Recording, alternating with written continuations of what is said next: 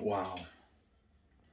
Fans, this is a very special edition of Xtreme Memories. I'm your host, Kris Kloss. This brought to you exclusively by the Wrestling Chatter YouTube channel. Be sure to like, share, comment, and subscribe to the Wrestling Chatter.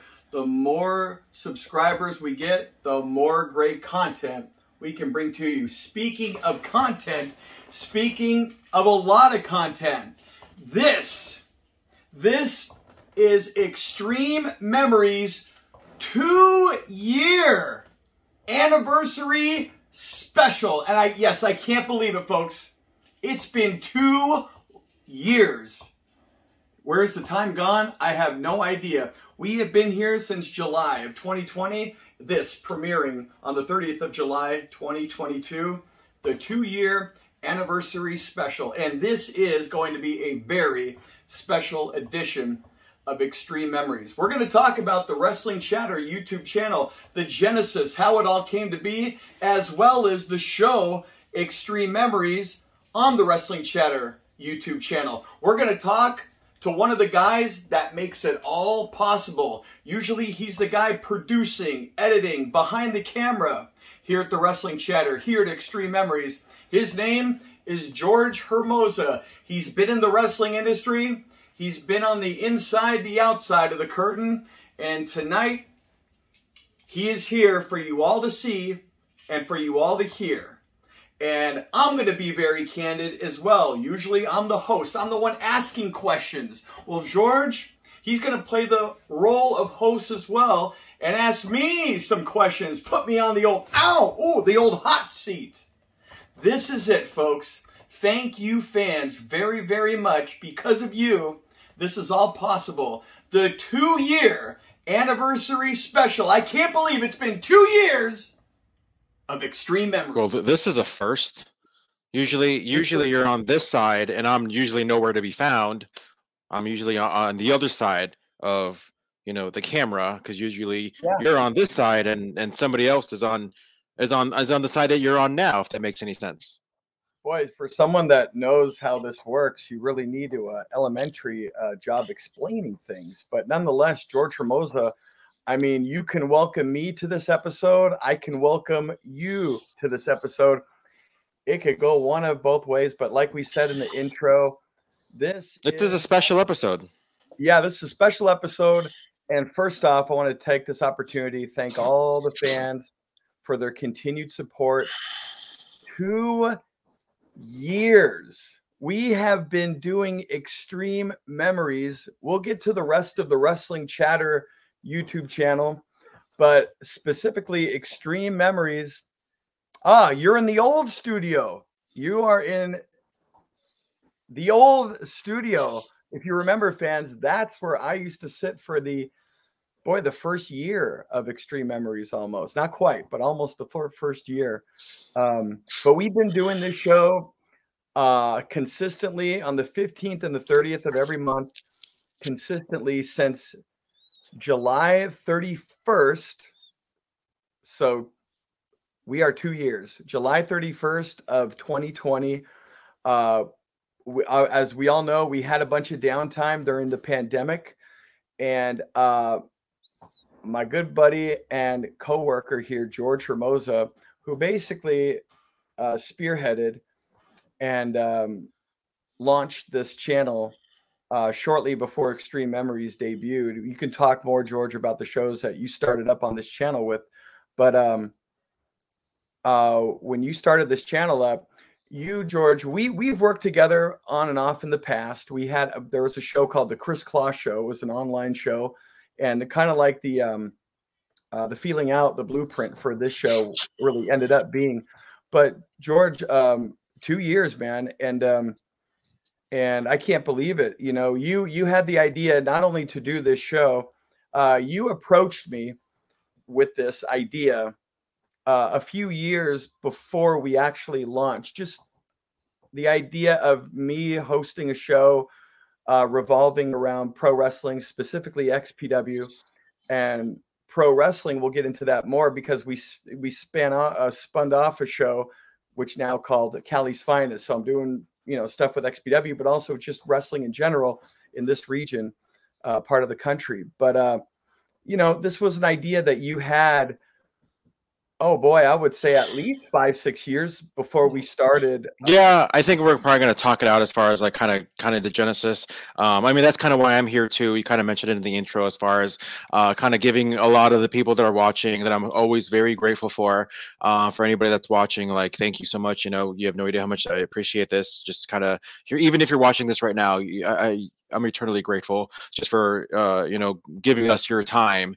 But yeah, we wanted to kind of give you guys like a behind the scenes look of everything that's going on, how we kind of developed, you know, not just the XPW show, but just other things that's going on. As you can tell, there's still a bit of a following. Unfortunately, I haven't been able to go to any of the newer XPW shows, but as you can tell, you've been there for all the shows that have been in 2021 and 2022. There's still kind of a rabid following, and obviously, I'm going to get into on why I think it was good to kind of capitalize on that in some ways. But yeah, you're on this side because we're going to kind of pick your brain a little bit on certain things, the same way that you pick other people's brains. I know you, as you know, being Kris Kloss, a lot of people, I'm sure they figured it out, but you've been around, you know, the SoCal scene for pretty much a quarter, more than a quarter of a decade, and even going back as a fan, you know, for maybe Century. 3 or 4 decades, exactly. Or yeah, I'm sorry, century. So I think it was kind of important to you, and I know there have been a little, there's some criticisms along with all the good things that have been said about yourself and the show, but I think for me, it's important to kind of share why you're kind of in the situation that you're in as far as, you know, being able to share your story, because, you know, Xtreme Memories, you were there as well. You're not just a guy, you know, kind of going in without the experience. You were kind of one of the guys, one of the mainstays of XPW. So I think it's important for the fans to kind of know you have a certain perspective on XPW as well, along with the guys that you've been interviewing. And you know, I hate to break it to you if you think otherwise, but you're a really, really friendly guy. And as you can kind of tell with your demeanor with some of the guys, a lot of pretty much all the guys, everybody that you've interviewed, you're pretty much friends with every single one of them.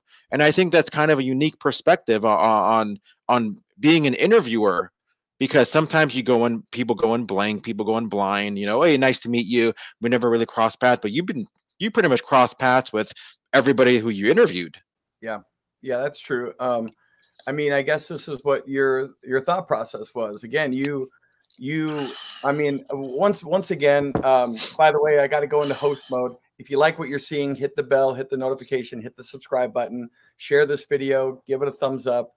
And again, every 15th and 30th, Xtreme Memories. Look, dude, when we started doing this show, your idea, and I agreed to it. Again, the pandemic, we had some downtime, and my shoot job was not taking my time up. So it was like, okay, let's do this. It should be interesting, should be fun. I don't think we knew, you know, when we started this, that how long it was going to go. We didn't know how long we'd be doing it. And then, you know, one episode turned into three turned into 5 to 10, whatever. And here we are 2 years later, and it really became a thing where it was like we got one guy. Oh, that reminded us of getting another guy, reminded us of getting another guy. And then if one guy had a story, and oh, you know who would also know about that maybe even more? This other guy, and so on and so forth. So it became very interesting, and very the drive kind of like, hey, who are we going to get next, and who can we get? Who's going to be interesting? Every guest has been different. Every guest is telling a similar story, but in their own unique, different way. And that part I ended up noticing, even though, like you said, I was there, I know these guys are different. But once I started interviewing them and I've heard all these guys say pretty much the same story, but in their own way, that to me became one of the most interesting aspects of this show and the guests that we've had on. And the same fans out there are hearing these same stories from a different person. It's interesting to see the comments down below of the fans, because that same fan heard the exact same story as this person, but their comments are totally different because it's how the guest is perceived that story, you know, and how he believes it, is played out in the arena, the public arena's eyes, you know, and their own point of view. So boy, I didn't think I'll be honest, if you asked me 2 years ago if we'd be doing this continuously, I don't know if I would say yes or no, but I'm thinking I might have said, oh, I don't think it's going to go that far. You know, I really didn't, man. So I just can't believe it's been since July 2020.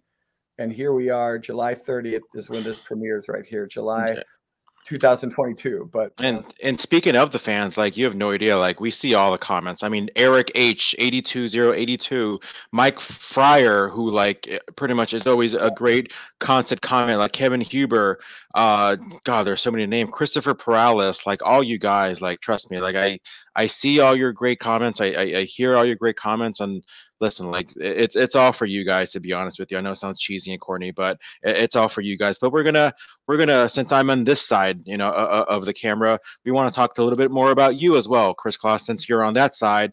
And I know you've kind of said pretty much your story on, you know, a little bit of your story on every episode, which is great.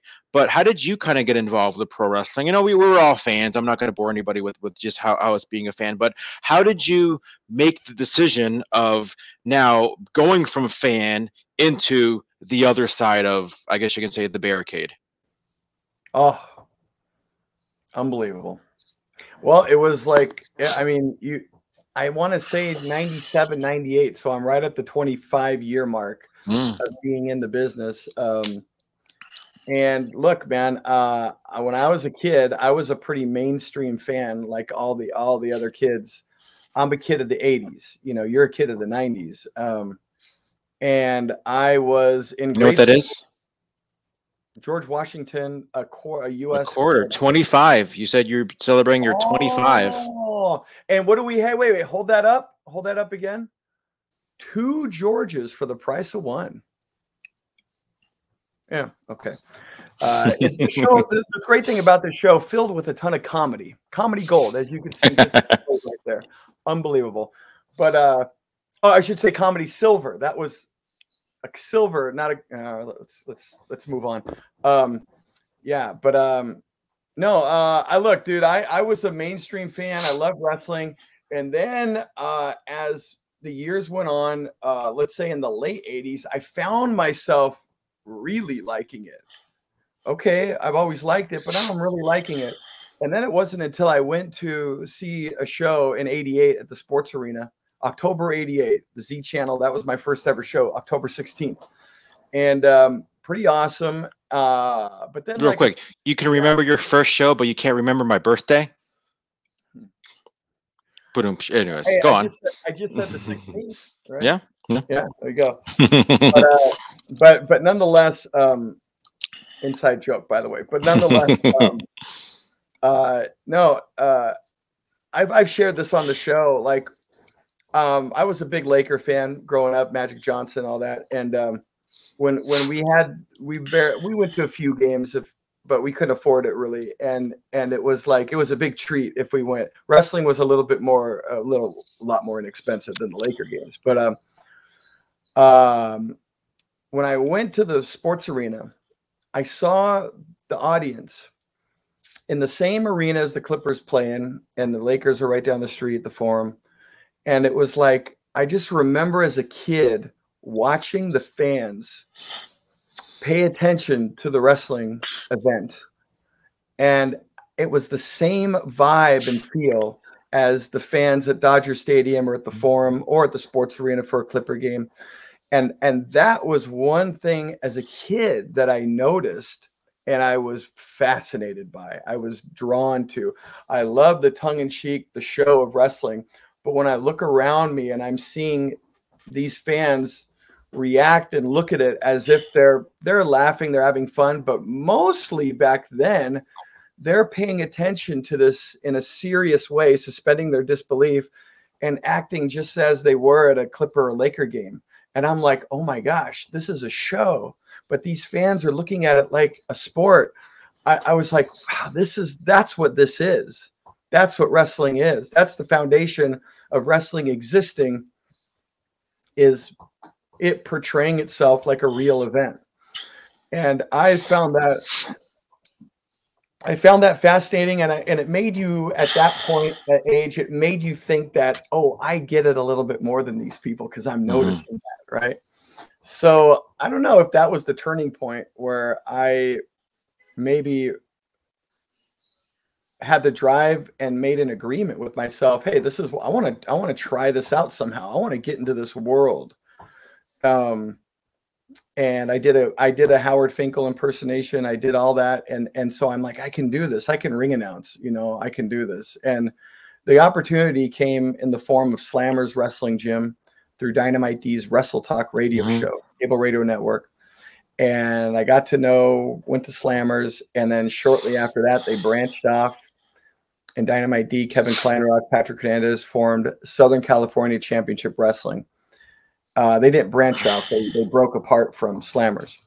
And that's when I met Patrick Hernandez. I'd already met D.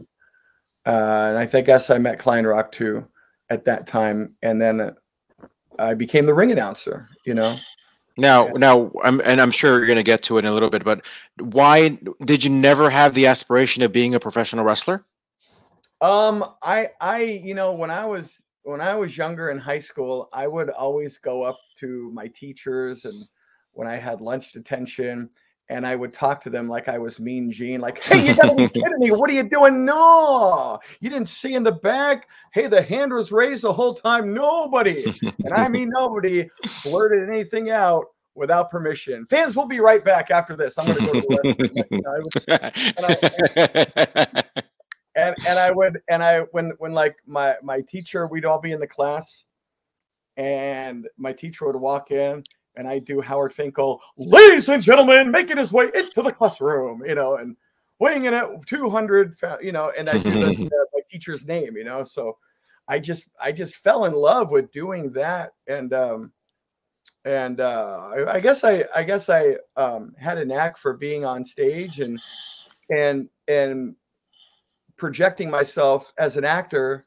So I mean, the next best transition for professional wrestling was an announcer, you know, and I found that I love to narrate and talk about the world of wrestling. You know what I mean? And sell the world of wrestling. So I just kind of, I mean, I guess organically morphed into wanting to take that role, you know, and talk to the fans about wrestling. And I think that's kind of it just kind of evolved into what I think is what I was meant to do in this business, for sure, you know. And I think you're a great example of that, because I feel like there's this misconception about, like, when you see a referee or an announcer, like, oh, they probably tried out to be a wrestler, but it wasn't for them. And it's like, no, that's not always the case. There's nothing wrong with growing up wanting to be an announcer. There's nothing wrong with growing up wanting to be a referee, or just that side of the business, because, you know, there's so many aspects, and you know, we both know there's so many different aspects of pro wrestling that make it all just click together. It's not just being a wrestler, right? If everybody just were wrestlers, we just have just a room full of wrestlers. We need to have kind of the creative minds. We need to have the soundtrack to pro wrestling. And I think, you know, you provide such a great soundtrack to pro wrestling that there's nothing wrong with just growing up wanting to be the voice of pro wrestling. Yeah.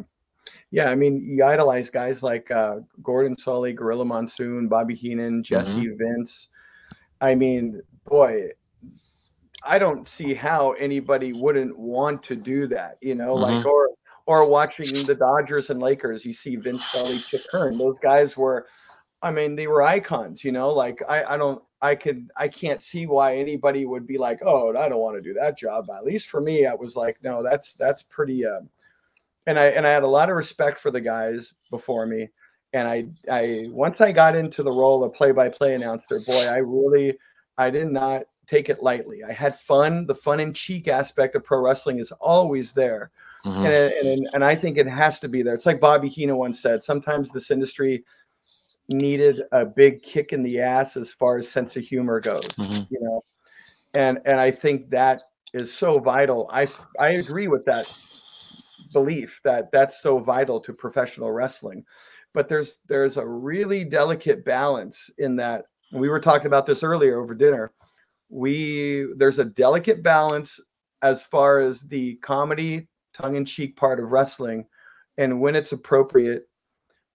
And also you don't want it to be totally gone and missing. You want it there, but you want it in the appropriate spots.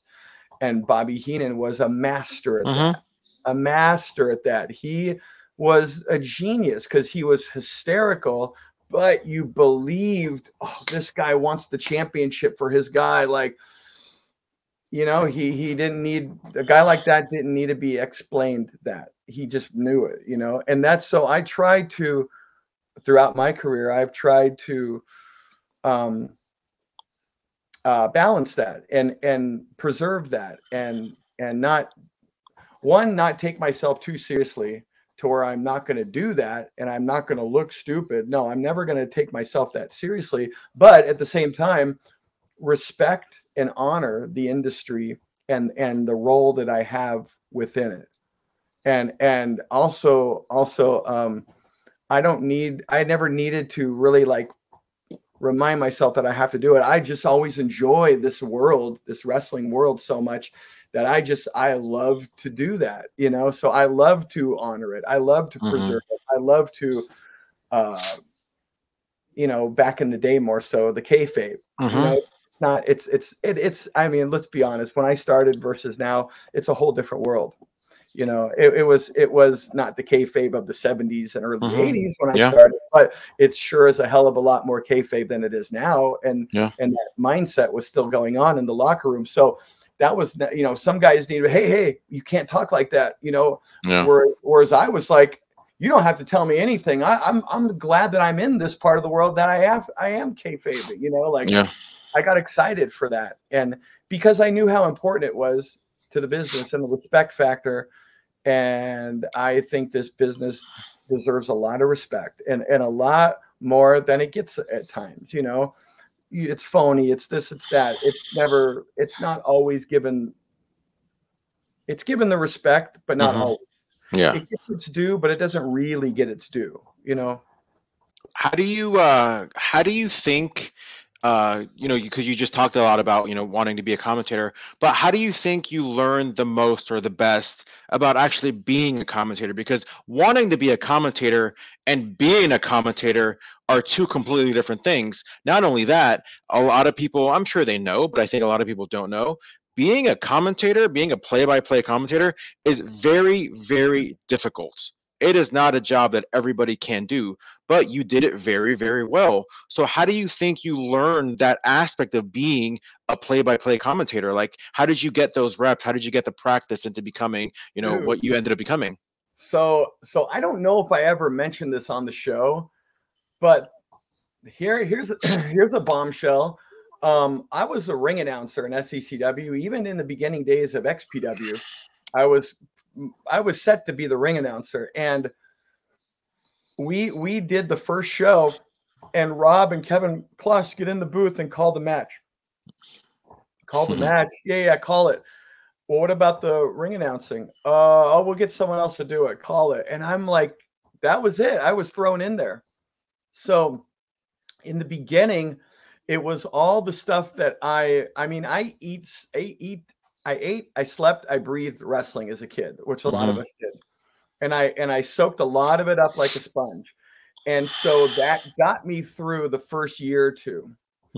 But as it was going, I know I needed to learn a lot. I needed to, like, the give and take, when to less is more, kind of like beginning, middle, end of the story of the match. I had the basics down of the storytelling too, more than I even realized, because I was just, as a kid, I absorbed it. I was doing things that made sense that I didn't realize I was doing that made sense, right?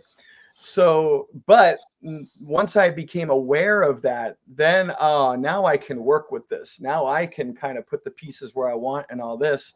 So I was very fortunate to have that youth growing up and understanding and soaking it up like a sponge and practicing. I was with my friends in high school introducing the teacher. Like, I mean, no joke. I did that more than I realized as far as practicing for that role. But then like you said, once the reps came in, then I was fine tuning it. When to do the inflections, when not. And really, once I understood, okay, my job here is I'm narrating the story. Once I really understood what that meant, then I was in control of how I told the story and how I did at my job, you know, how I was doing at my job. And the love you add on top of that, the love that I had for it as a kid. And it was just like, oh dude, this is my dream right here, you know? And I also, never allowed myself, again, like I was raised in a way, like my family would not, like they would put me in my place if I thought I was getting a big head, you know what I mean? Like, no, that's not going to fly around here. Yeah. So I was lucky to have that, right? And maybe I didn't think so at the time, but I was lucky to have that. As an announcer, I say to people, it's very crucial not to get a big head about yourself, because you are there to put the guys over and the story in the ring over. It's not play-by-play announcer. It's not World Play-by-Play Announcer Federation. It's World Wrestling. This is a wrestling show. It's not an announcer. It's not a referee show. So we are there as part of the wrestling show. That's why we're all here, the wrestling in the ring. Now, if you come across like you're putting yourself over, one, people are going to see that. Two, now you're not doing what needs to be done for the storytelling, because now you're telling a story about yourself. Yeah. Now, this can be very detrimental to a wrestling show. I mean, really, I tell people, if you really want to put yourself over as an announcer, then put the boys over. And then if someone likes the way you do that, then in turn, you're going to get over. You know what I mean? But make it about Vince Scully and Chick Hearn were great because of the way they talked about basketball and about baseball, right? And just got to remember that. And they did a good job of it. And Chick Hearn was a lot of inspiration for me too. Like, there's a lot of wrestling inspiration, but man, I was such a, and still am, but in the 80s, man, that was my wrestling in the Lakers was my life, you know?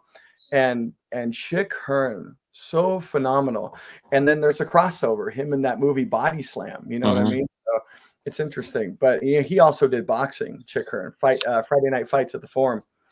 And that was cool to watch too. That was like a little taste of how he would be a wrestling announcer, right? But Chick Hearn was fantastic inspiration. You combine Chick Hearn with the Gorilla Monsoons and all that, and that's kind of where my inspiration came from, you know. So, and as Angelinos, dude, we didn't even know how lucky we were, because Chick Hearn was just normal to all of us. Yeah. And then later on, when you like get on YouTube now and you're seeing all these old games with like the Milwaukee Bucks or the New Jersey Nets or the Seattle Sonics local games, it's like, oh shit, Chick Hearn was fucking good, dude. When you hear all these other announcers to compare him to. So yeah, that was. But backing up a little bit though, because you mentioned slammers, and you wanting to be not be a wrestler, but what did they have you do in slammers? Were you taking bumps? Were you still paying your dues in some ways? You know, and slammers. Yeah, I mean, I did a couple run throughs, taking bumps and all that. But before we could do anything, it was all about, like in SECW, for example, also, I mean, it was all ring crew. It was all flyering.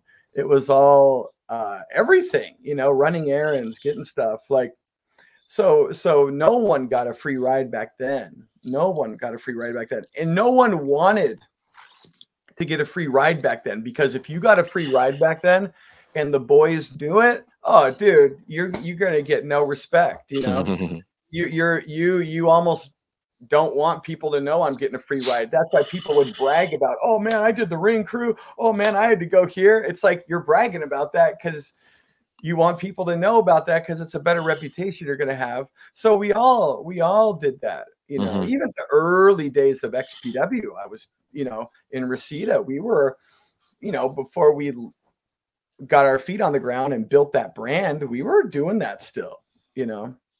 So going into the very first XPW show, you weren't the play-by-play commentator?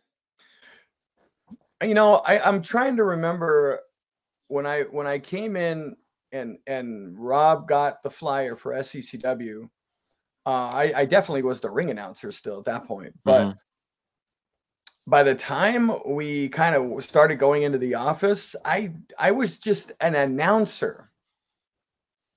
So we didn't really talk about my role, like ring announcer, play-by-play. It was just announcer. And I remember our first meeting we had with Rob Black. We were going to the Van Nuys office, all the boys, right? And I remember I stopped by my family's house, and my mom was like, "Oh, you got a big meeting? Yeah. Hey, maybe you ought to put a suit on."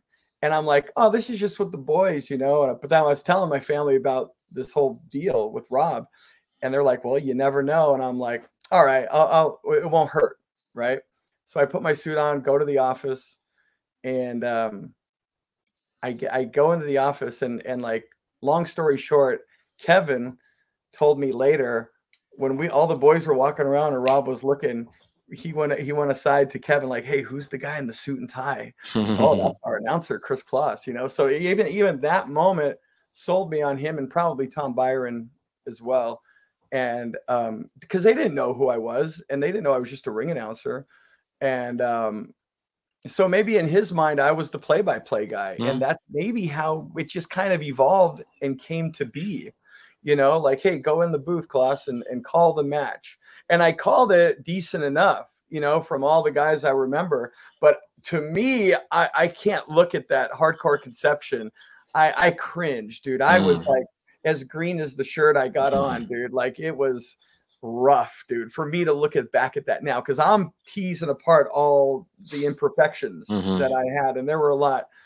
And again, I was just doing the job, not even realizing that I'm doing the job, which I look back and I can see that my younger self, you know.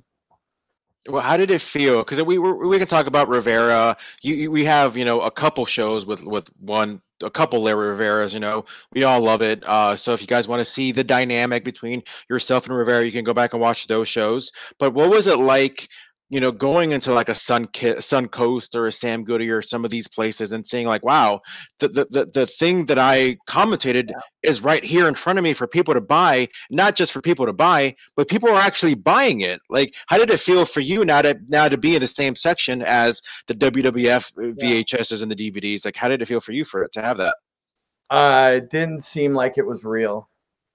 It did not. I remember that, and I'm like, did not seem real at all. And again, you know, for our younger fans out there, like pre-internet, home video and television in general, it was a big deal, really big deal. Was a bigger deal than it is today, for sure.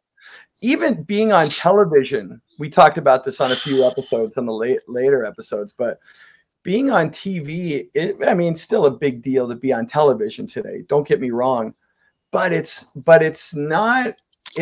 There's more competition for anything on even cable TV now, or streaming, whatever. Like, if you're an actor and you're on a movie and it's streaming on something, it's like, it's a big deal, but it's kind of under the radar. You know what I mean? And you got to dig for it. And yeah, like, let's say you add about, I don't know, 60, 70 cable channels, and about 30 or 40 of them are stuff or channels worth watching, right? Back in the day.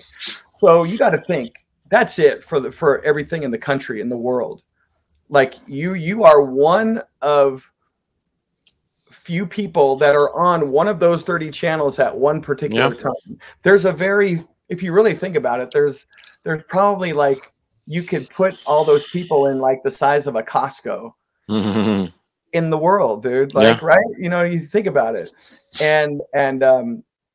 And so, yeah, dude, I can't even explain how much bigger of a deal it was. Like, I remember going to Disneyland or going to the mall, and And like, I remember the first time like I got recognized, it was like, oh, okay. Then it really hit home. Then it was like, oh, wow. And then it was like recognized 2 or 3 times later. It's like, oh, shit.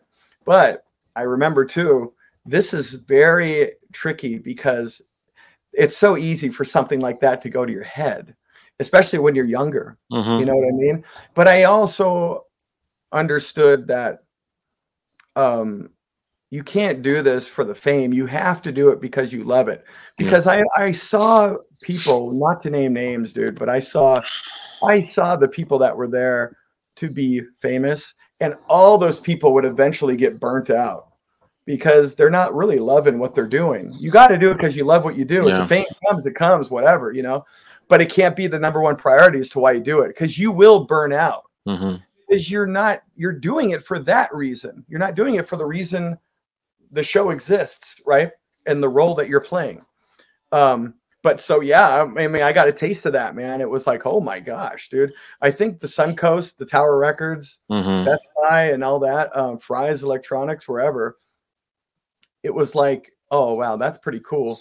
And then when someone says, hey, man, what's up? Oh, XPW, hey, can you sign this? Like, then it was like, fuck, dude, that was something else, man. It was like, again, it's like it didn't even seem real. But then you did have to dial back a little bit and not get too wrapped up in that persona, you know, because if you get too wrapped up in that persona, then that persona rules you. You know what I mean? So let's say you get too wrapped up in that persona, and everything you feel good about yourself for is because of that persona, right? Now, let's say that position's totally gone. It's done. It's defunct. Okay, now you're feeling like shit because the thing that you defined yourself as is no more. You didn't even get to know the real you. Yeah. You never even got to know that and know that real you is real, and that one was not real. It's a job, you know?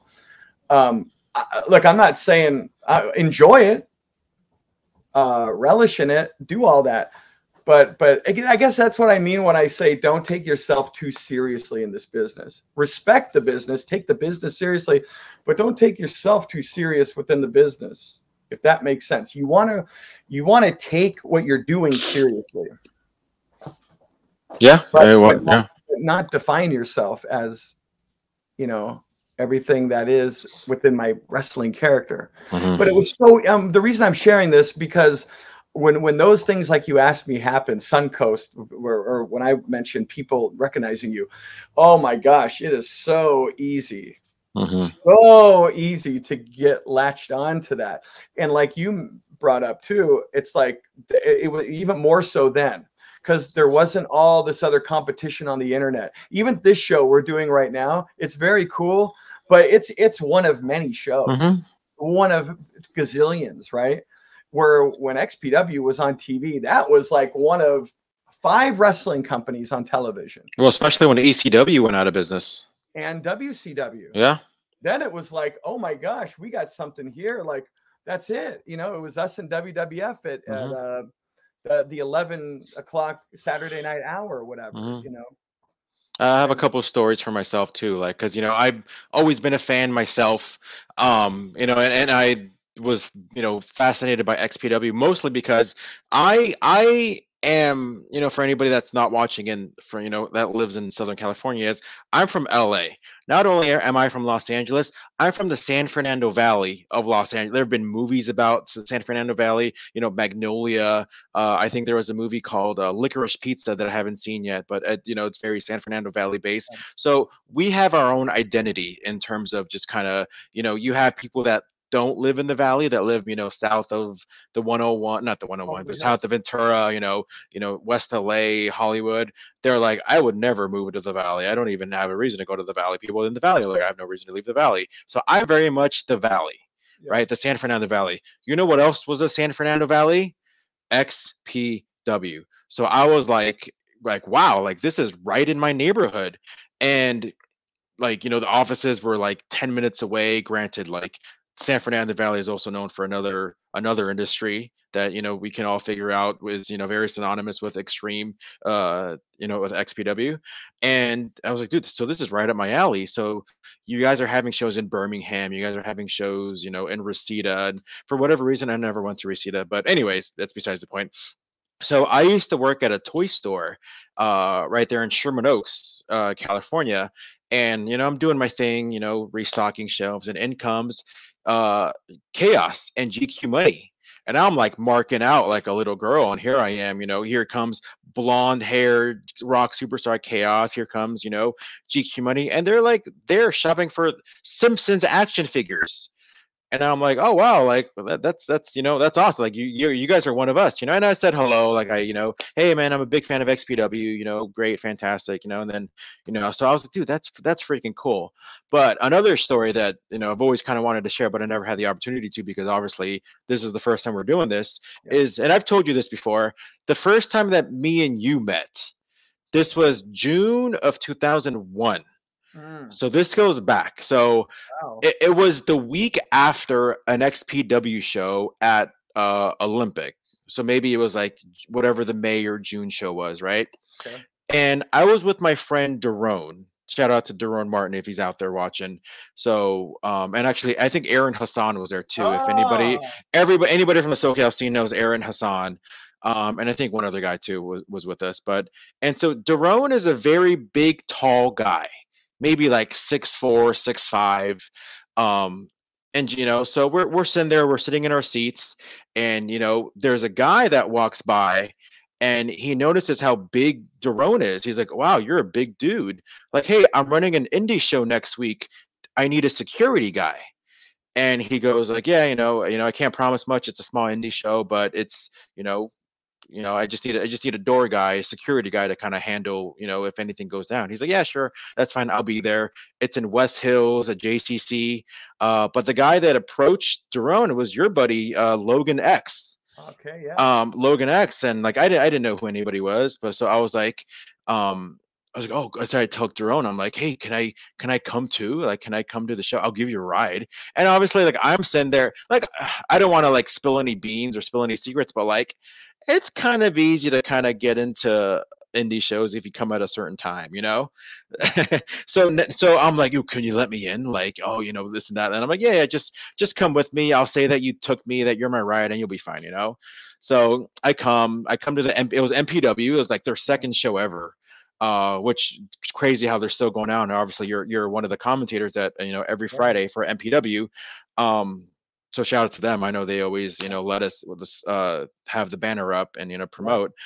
But so yes, it's their second show ever. And there's like a bunch of guys that I've never heard of. And I mean, a little bit, Adam Pearce, who's in WWE now, Frankie Kazarian, the late Cincinnati Red, just all these guys. And I'm like, man, I knew. And yeah, so I'm sitting here, and I remember it was on a Saturday night, and it was intermission, and and everybody's kind of hanging out in the lobby and chilling, hanging out, and in walks Kris Kloss, and I'm like, oh shit, that's Kris Kloss, like wow, that's awesome, and I'm like in Marky dorky mode, and I remember I go up to you and I'm like being typical Kris Kloss humor, and I'm like, wait a minute, if you're here, then who's doing the KJ? Oh, wait, how are you in two different places? Like, that's insane. You're like, oh, I know, like, oh, unbelievable. Like I can be in both places in the same place in the same time. So that was the first time I met you. But like literally like 5 minutes later, and granted, this is some random indie show in West Hills, California, in June 2021. Right. Just randomly. June 2001. Yeah, June 2001. Right. Just randomly, Rob Van Dam just walks by like the lobby, and you're like jaw just like yeah. Like what are you doing here? Like it just like here. I mean, it was right before he came into WWF, and I was just like, oh my god, like Rob Van Dam is here. Like what the hell is he doing here? But I don't know if it was a shoot brother or maybe like a good friend. But there was a wrestler named Andy Van Dam. Okay. Like I never knew that. I never found out that was his shoot brother or whatever. I don't know, but I remember, like why this makes no sense. Yeah. Like, does he live around here? Like, I think I knew he lived in LA, but I didn't think he'd come to like a random indie show. Like, I was young at the time, so I always thought that like the big stars were with the big stars, and I never knew like somebody like that would come to like a small indie show out in West Hills at a No. JCC. Yeah, no, So, that surprised that was not normal at mhm. all. So But yeah, yeah, I vaguely remember that meeting. Like, oh yeah, KGLA. I don't know how that happens. Yeah, so yeah, so that was the first time I met you, and then obviously I would go to more XPW shows at the Olympic. And I missed some of the big ones. I missed like I wasn't there for Free Fall. I was there for Rapture. That was okay, very that's the Supreme. yeah, and I was like literally like first or second row, and the image of Supreme kind of running around the ring with while being on fire will probably never ever leave my my memory. But it's just crazy how it's kind of full circle because now you're hearing about like Robbie Phoenix was there, and now he's a good friend of mine, and I'm like wow, like it's just kind of like kind of the Willie Mack thing where it's like now, going from fan, but now I'm friends with a lot of these guys that I grew up watching as well, including yourself. Yeah, no, and I was, believe me, man, I was the same way with like, end up working with guys like Tracy Smothers, Terry Hmm. Funk, and it's like, how is, dude, this is not, and working at the LA Sports Arena, and here I am with Terry Funk while I'm looking at the seat I was sitting in at the WrestleMania, and it's just like, oh my gosh, dude, dream come true. And yeah, it's like you can't even really believe it when it's happening. Like I still kind of like ask myself, like how did this come to be? Like I guess now I understand. I love it so much, but but still it's like it's just a pretty cool little fraternity to be in, Yeah.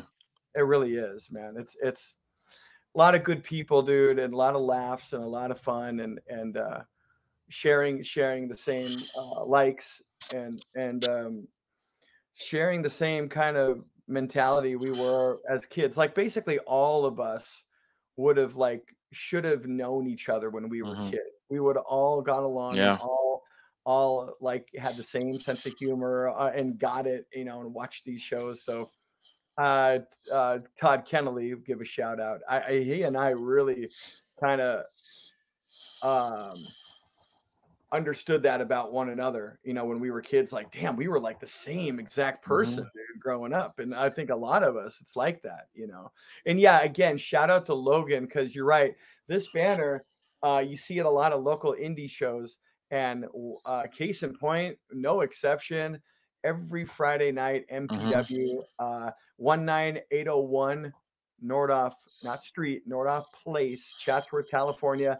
Yes, it's the only wrestling company that can say it's every Friday night on a consistent weekly basis, every Friday night right there in Chatsworth. So, man, if you guys uh,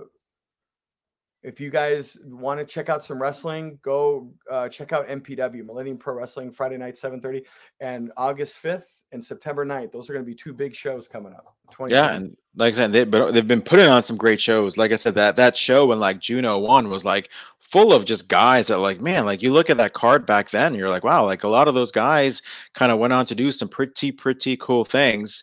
But just kind of going back to you, like I do have a question before we kind of go into a lot of things that we do in the channel and the shows. But like, do you still kind of get those goosebumps whenever you just think about working in the same building as the old school Piper stories that all happened at the Olympic, the old school like wrestling shows that you used to grow up going to in the sports arena? Like, do you still kind of get that like, wow, I was there not just as a fan but working those shows? Like, do you still get those goosebumps just even thinking about it?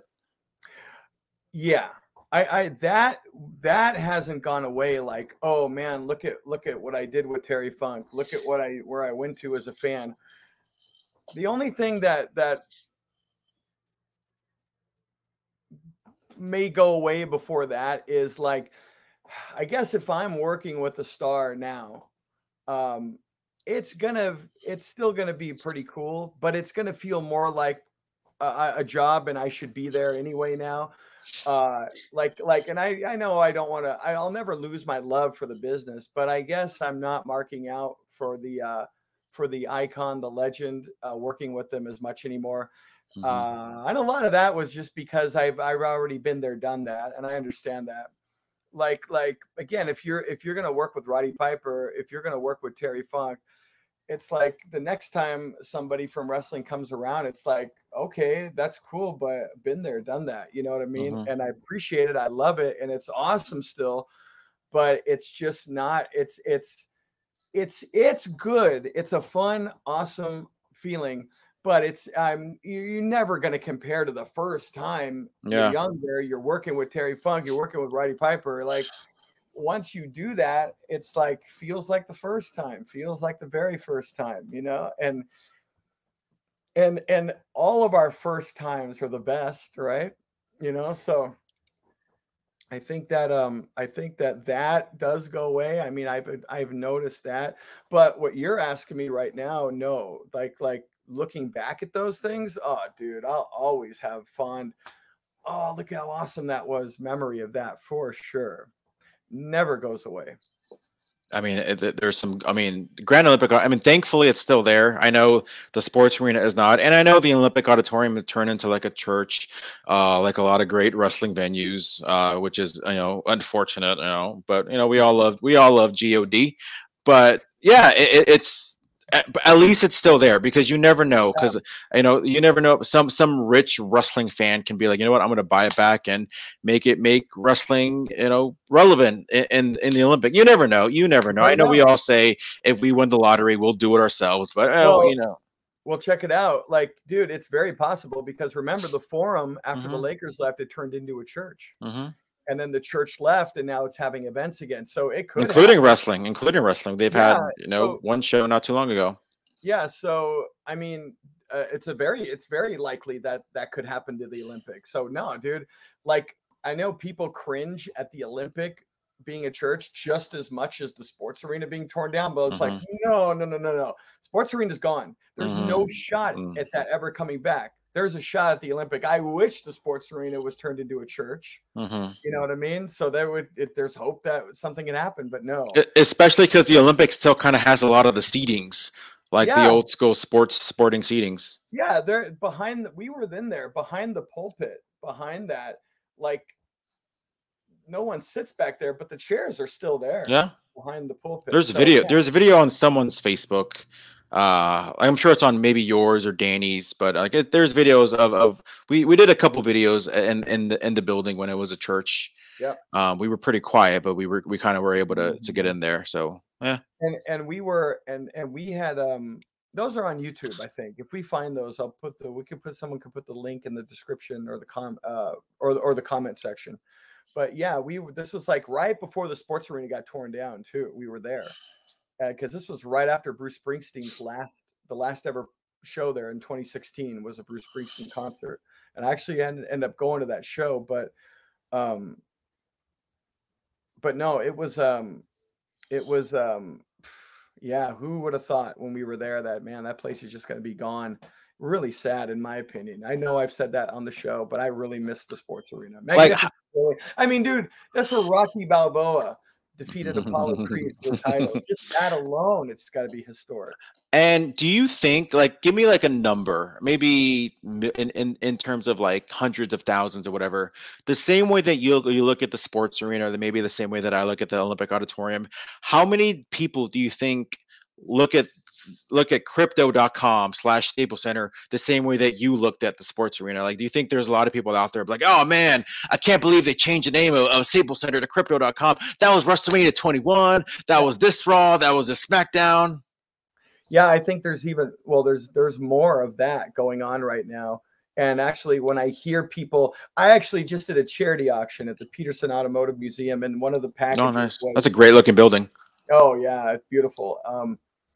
But one of the packages, one of the items was a season concert tickets to the crypto.com arena. And even the MC was going, someone was reading off the items, and then I auctioned them off. But the woman that was reading them off was like, we're not going to call it the crypto.com arena. It's always Staples Center to me. And like half the room was like, yeah. Dude, the first thing I thought of was like, see, now that's what we needed when they were tearing down the sports arena. Yeah. This is what we needed, but no one cared about the sports arena. You know, it was the dump that still jumps. It was the redheaded stepchild of arenas in Southern California. It was always second fiddle and in the shadow of the Forum. It just was. It was always in the shadow of the Forum. You know, the Forum was where it was at. The Forum was where the Lakers played. The sports arena is where the Clippers play. The sports arena is where the Lakers used to play until they wanted to go to the Forum. So it just always was kind of the, it just had this subconscious, always in the shadow of the Forum as far as Angelenos were concerned. But it was older and it was more historic than the Forum. It was built, I think, 9 years before the Forum was. So very interesting how it was built in 59. Yeah, 59, and the Forum was built in 67. So it's like, wow, they build this brand new arena in Southern California way back then when they would build things that were meant to last. Yeah. They build this brand new arena. It's like, okay, 8 years later, let's just build another one in LA. Like, it's just very strange how that happened. But there was contract disputes with Jack Kent Cooke, the owner of the Lakers, and the Sports Arena Coliseum Commission. That's why that happened. If you really think about it, I mean, come on, the home of WrestleMania 2, the home of WrestleMania 7. I mean, it's a special place, the LA Sports Arena. And here we are in the year 2000, and we're doing it at a time where wrestling's hot. The arena is still somewhat relevant because if you remember, the Clippers just moved out of that arena the year before, that year, actually, the season before that. So it was like, yeah, everybody knew where the with the LA Sports Arena. Everybody that watched the NBA knew the LA Sports Arena. You know, my first ever wrestling show ever was at the Sports Arena. It was the June 1st, 1996. The Antonio Inoki's World Wrestling Peace Festival. Oh, that was such a great show. Still one of my favorite shows. I know it's on YouTube somewhere. I actually snuck into the ring at the very end of that show when everybody was walking down the aisleway to honor Antonio Inoki. I kind of went underneath and I blended in. I think I was in between Benoit and Jericho, and you could see me in the ring. In fact, like at the end when they award Antonio Inoki, they clear the path for him, and I go right up to him and I shake his hand. And that's when people were like, "Who is this guy?" You know. But this was like about a year before I got into the business, so I wasn't in the business. I was a straight up fan at this point. Yeah, you made it out. That was probably your first time. Was that your first time ever being in a wrestling ring? Yeah, because I don't think they allowed us to go into the Slammers ring at first. They were really kept that off limits. That may have been my first time in the ring. Wow, with Antonio Inoki. Look at that. World Wrestling Peace Festival. Yeah, go figure, man. That's crazy. So we're gonna fast forward a little bit. Obviously, like I mentioned before, we've heard a lot of your story alongside other people's stories. Your journey from XPW. Go ahead. Yeah, but now it's time to talk about you and. Well, I wanted to talk a little bit about the channel because essentially, in order to start the channel itself, we gotta fast forward just so we can rewind a little bit, because I've always thought you were like mega talented.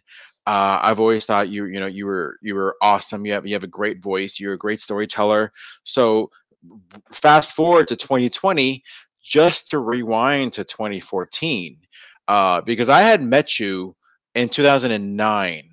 It was like maybe like a couple months before the 10th anniversary XPW show.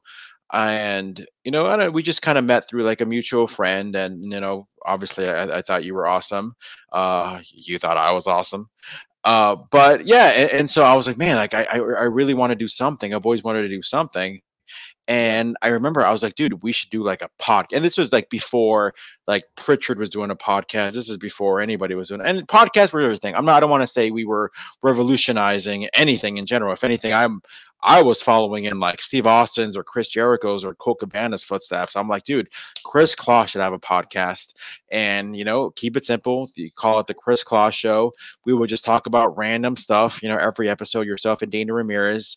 And we did like around 14 or 15 episodes, but there was one episode that was probably the most listened to, the most downloaded, the most feedback, and it was episode 10. You know what episode 10 was about? Let me give you a hint. What's Roman numeral 10?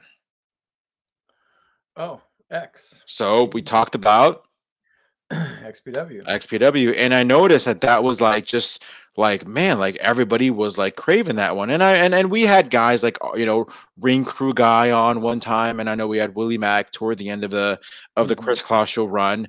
And I thought it was a great show. I think it was a learning experience for myself. I've said this to you before. I think and I think you know me well, that anytime I kind of have criticism, it's not personal. I think we both can look at the bigger picture, but I think one of my biggest mistakes was calling it the Kris Kloss Show as opposed to blank and blank with Kris Kloss, because we kind of like we were doing a wrestling show, but people who didn't maybe know who Kris Kloss was, maybe on the East Coast, or maybe people that maybe from the Southwest or whatever, that maybe weren't familiar with you, didn't really know what we were was just from the name. So it's like I feel like we could have been like Wrestle Chat with Kris Kloss or whatever, just have wrestling in the name. So it kind of the kind of buzz kind of died down. Plus I didn't know what I was doing back then. So like, yeah, so after we actually, let's talk about that a little bit. Like, what was your experience like doing the Kris Kloss Show? I mean, looking back in retrospect now, that's kind of like you said, it was more the blueprint for this. I mean, the concept of just saying the Kris Kloss, having that be the name, I understand the concept, but what is this about? You know what I mean? Yeah. I think this is, I think you are targeting the audience, and it forces us to stay on target, as far as what we're talking about.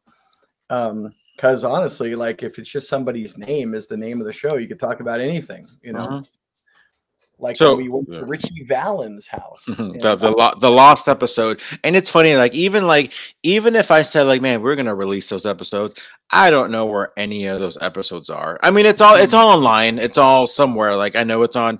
I feel like I played it not too long ago just so we can like have a little throwback like a few months ago, but I forgot I mean, if you Google the Kris Kloss Show, it'll show up. But as far as like the original files, like I don't know where. I'm sure they're on some hard drive on some computer somewhere out there. So it's somewhere. I mean, if I ever find it, I'm sure it'll be a nice little hidden gem to kind of throw on, and that way we can maybe have fun with it and have some feedback. But again, kind of the XPW stuff was always like it was gone and definitely not forgotten, because don't get me wrong, there's not like this underlying buzz that like oh my god, everybody's demanding it, but there was just something that was so intriguing by it. You're right. And it's like, even with like the dark side seasons coming out, I think that what came out in 2018 2019, there was always a little bit of like hey, they should do an XPW episode, right? They should do this or they should do that.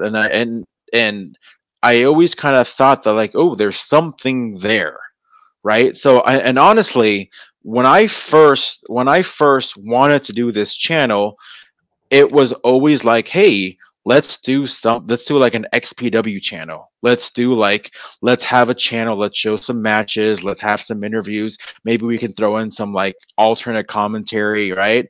Like let's do something with something that's not being used these days. There's still some great talent. Like Chaos is still, in my opinion, one of the most underrated talents in the history of Southern California wrestling. Like people don't realize just how good he was. I thought Messiah was like the next best thing that was going to go like WWF, WCW, back in the day. I mean, he should have at least had a run in TNA. So there's a lot of good stuff that's in the XPW archives. So that was kind of initially my idea. And then I was like, I feel like at some point we were gonna like run out of stuff to do, and I didn't want to like you said before, like if we had something, the Kris Kloss Show, people kind of don't really know what it is. So it's kind of like if I do an XPW channel, then I don't want to be limited to only being XPW stuff. So I wanted to be able to do more. And is that why the channel, obviously, the Wrestling Chatter, but with outline. Now, let's say the Wrestling Chatters the title, underline it in brackets is like Wrestling Chatter. Okay, now you got Xtreme Memories. Those guys. Then you got Cali's Finest, and you got those guys. So really, on top of the top of the outline is Wrestling Chatter. Because honestly, like when I first thought of everything, right? I thought the name of the channel was going to be Xtreme Memories. That was going to be the actual name of the channel. But like I said, it was like, then what's next? I can only do extreme stuff. It's not going to make any sense if I do any non-extreme stuff, because now I'm pigeonholing myself. So how do I make it so now, like you just said, it's like a subtitle, it's, you know, it's kind of chapters. Yeah. And so I'm like, oh, I know, let's call it something that's not extreme based. So and I was kind of going back and forth, like the wrestling bubble, the wrestling chatter, like just anything, right? I just, you know, and God bless, and you know, obviously there are a lot of other channels out there that don't follow the formula that I have, because and I have always been a very big on, there's more than one right way to do something. So obviously some of these channels are like, you know, the person's name or just something in general, right? But for me, I just wanted to be wrestling based. So I wanted to have wrestling in the name. I wanted to have like just something like a synonym for wrestle talk or wrestle chat, something like anything that kind of says like, hey, I think this is a channel where people are talking about, you know. And I'm sure wrestle talk is taken. I'm sure wrestling talk is probably like too generic, you know. Well, the you know, original Dynamite D was the original Wrestle Talk. Oh yeah, on the CRN. That was pre-internet, so yeah, he had that title. I mean, definitely in this part of the country, possibly anywhere, because he was doing a cable radio network, and I don't know if every major city had cable radio, and I'm sure if those of them that did, he probably was the first guy to have that radio show called Wrestle Talk. He probably was. Yeah. You know, just throwing that out there right now. And yeah. And so so it's funny. So I was kind of like wrestling bubble, wrestling chatter, and I didn't know anything about YouTube, right? So I was like, oh, let's see if these are taken. And I put in like wrestling chatter, and then wrestle chatter came up. And it was like all in like Indian, like, you know, I think the channel is like based in India. So I'm like, oh, I'm good. Like that's, you know, the wrestling chatter is in English, and I won't have any issues. Lo and behold, like when I start the channel and I start searching wrestling chatter, the only wrestle chatter showed up. I'm like, oh, well, I guess it's too late to change. I mean, it wasn't too late, but it was just kind of like, oh, and I already got the logo, already, let's just keep it going. I kind of wanted to focus just on that, and it just needed more time, and it needed more, like, you know, maybe videos and viewers, because now you Google the wrestling chatter and it shows up. So then just gotta stay persistent with it. So yeah, I always had the XPW show, because like I said, initially the channel was going to be called Xtreme Memories, and again, even if I had my choice of anybody out there, even if I had, you know, for shits and giggles, Bob Costas, Joe Rogan, Howard Stern, like whoever, right? If I had my choosing on who to get, like there's still nobody better for this XPW show than Kris Kloss. So like, and again, I've always, you know, wanted to do something where it's like, you know, we can do it consistently, and, you know, something that we can both kind of input as much as we can. And yeah, so there really was nobody better than yourself to be at the helm of the show. Well, I appreciate that. I mean, I know that, I think the list of guys that which I'm proudly a part of that list, was that were in XPW from day one all the way to the end. On the talent roster was myself, Patrick Hernandez, and Kleinrock, the late great Supreme. Oh wow. And Kevin Kleinrock and Rob Black and Lizzie Borden. Yeah. And Tom Warren. But yeah, they, I mean, I guess kind of, well, Rob and Kevin were on the talent roster as well. But you know what I mean? Like guys that weren't running the company. It was just myself, Pat, and Supreme. That was it.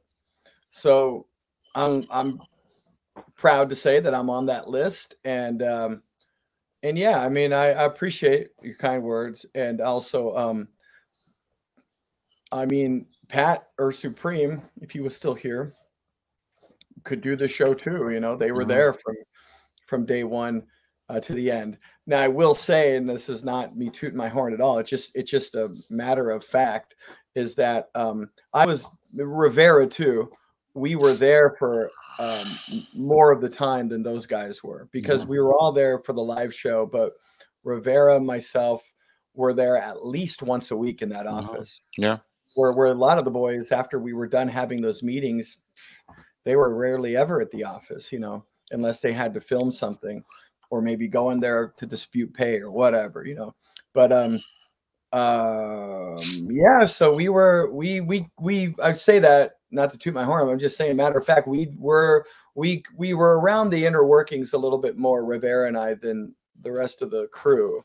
Not as much as Kevin, Rob, and Tom Byron were. They were there every day. But you're also the voice of it. Like it just everything just clicked as far as that goes. Like as far as like, you know, being who you were. And like I mentioned before, like you got along with everybody. Like I'm here thinking like you just kind of know these guys in passing. Like no, like you have legit stories with like pretty much everyone. Like you have like some kind of like you guys rode together. You guys, you know, traveled together, you guys had some kind of bonding experience. Like you guys were you were really close with a lot of these guys. If not close, then really good friends. Like, you know, just the level, like almost as if like there was, you weren't acquaintances with anybody, you were just straight up friends with all these guys, and that says a lot about you too. Oh, thank you, man. Thank you. No, I mean, look, man, it was we're all there, we're all living our dream, and we all have that in common. You know, even with like, you come in and I don't know everybody right away, and then the guys that are coming into XPW, we just have this common denominator, this common thing, this common dream that we're living together. It's like, so at least for me, it was fun. It was exciting. It was like, dang, everybody that's here gets this, and we can crack jokes about it and understand and bounce off each other. So I just always, look, I mean, whenever I was growing up, and if I met somebody that was really into wrestling, it's like, oh, we speak the same language, you know? And so look, it wasn't 100% perfect. It was like there was beef with certain people, but that's with any job you have. But ultimately you're there, and it's not a 9 to 5, a place where we all have to be here and we don't want to be here. We're all here in a place we want to be at. That makes a big difference, man. It makes a big difference. Yeah, it really, really does. Mean, I have had jobs that I've had fun at, but really when you're doing something like this, it just takes it way to the next level, you know, way to the next level. And I know you don't want to talk about this now, but you've had experience enough to see and feel and understand that concept, right? And that those principles. So, man, and really thanks to you too, man. Going back in time, I will tell you, it's been 2 years. And once again, throw a comment down, guys. Like this video if you like what you're seeing so far. Subscribe to this channel too. But again, this is our 2-year anniversary show. We've been on since July of 2020. And it is now, as we're premiering this, July 30th, 2022. So we've been here 2 years. And I got to tell you, one, I can't believe it's been that long for this show, let alone XPW. This show has been around 2 years now. And it's amazing to me that, one, we've been around that long with Xtreme Memories, but two, and we've been doing it consistently. Every 15th and 30th, we've had a show, right? For 2 years. I got to say, man, thanks to you too. You've given myself and everybody that I've interviewed the opportunity, not only to talk to the fans, but for myself and them, whoever the guest may be, just to start, boom, going down memory lane, right? And also throughout this process, there have been times where I've found out new things that, whoa, I didn't even know happened, you know? So there have been moments that have been very fascinating and interesting to myself as well. Yeah. Almost like I become the observer instead of remembering, okay, wait a minute, I got a job to do here. I'm interviewing, and I start becoming the observer in some of these stories. So fascinating. Well, yeah, we'll talk a little bit about maybe how some of these shows came about, but we're going to rewind a little bit more because we got to work, and this is kind of how my thought process worked, and just far as kind of creating the channel and the show itself is like, you know, we were both at AfterBuzz TV for, you know, you were there for a little bit, but I was there for a lot longer, and so I met a lot of great people.